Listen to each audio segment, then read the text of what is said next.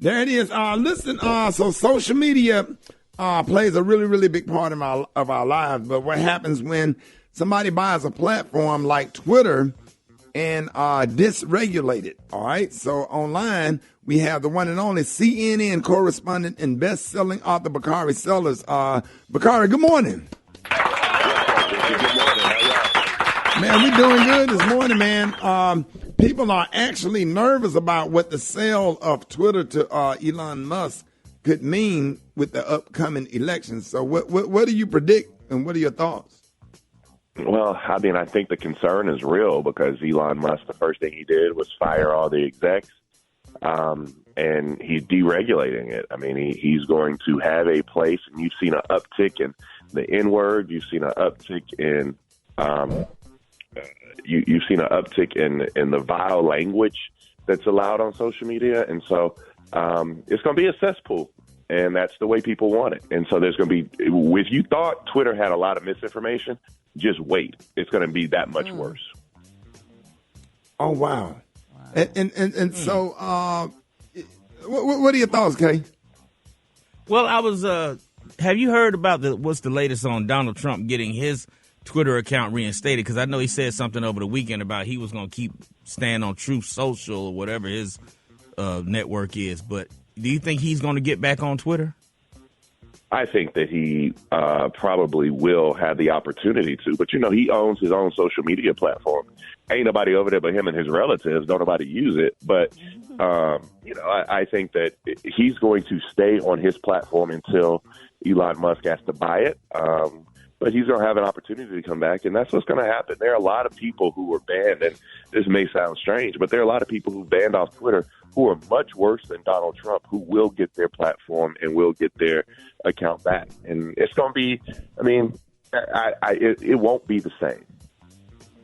Right.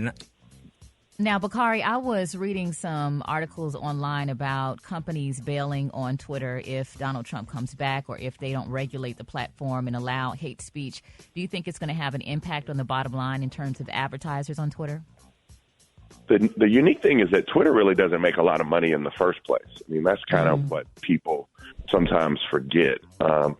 And I know you pay $44 billion for something you think it's going to be like a money-making machine. But Twitter's not really a money-making machine. And what Elon Musk is going to have to figure out is he wants to have all these free thinkers. He wants to have a bunch of people out there spouting out stuff like Kanye West.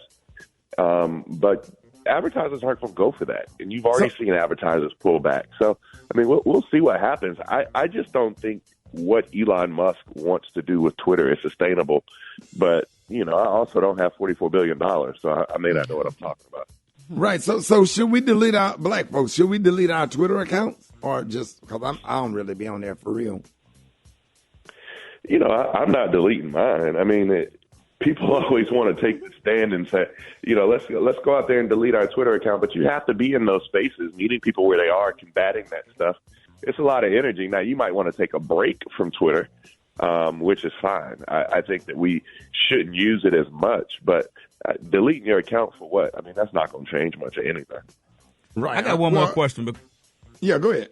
No, I got one more question, Bakari. So with all the misinformation, disinformation, propaganda leading up to this election, what are your predictions for this upcoming election? It's going to be tight. My fear is that somebody like Herschel Walker is in the United States Senate. That's my fear. But it's going to be tight. And what you're going to see are the states that matter are going to be Ohio, Arizona, Nevada, Wisconsin, Pennsylvania, Georgia, and North Carolina. And we'll see what happens. We next Tuesday is a big day in our country's history. And to be real, there are a lot of people, particularly black folk, and even more particularly black men, who are not voting Democrat or Republican. They're just voting for the couch, which means they probably going to stay home. And we need to make sure that we get as many people out to vote as possible. Oh, man. Hey, Bakari, man, thank you for joining us this morning, man. Let everybody know how people can follow you.